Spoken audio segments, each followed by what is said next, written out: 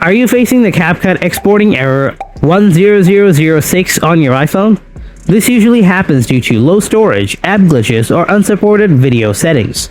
In this video, I'll show you how to fix the CapCut exporting error 1000 on your iPhone. So without wasting any more time, let's get started. Solution 1. Force quit recent apps.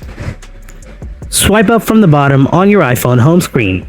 Now find the CapCut recent uses task. Then swipe CapCut away to close it completely. Now restart your iPhone and reopen the app and try exporting again. Solution 2. Optimize export settings.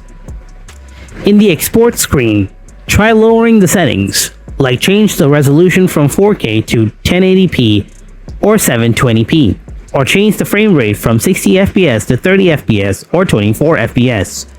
Now try to export with this lower settings again. If it works, you can try raising the quality slightly next time. Solution 3. Clear app cache. Open up the CapCut app, then tap on the profile icon or Me tab. Now tap on the settings icon in the top right corner. Next, tap Clear Cache below, then tap Confirm, and it's been cleared. Solution 4.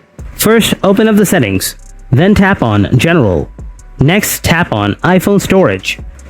Now, scroll down and find the app. If you can't find the app here, tap on Show All. Next, tap on the app and then tap Offload, and again tap Offload.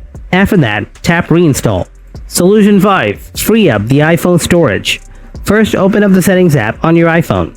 Then tap General. Next, tap iPhone Storage. Remove unwanted large files or unused apps from here. Tap on the app you want to remove. Then tap on Delete App.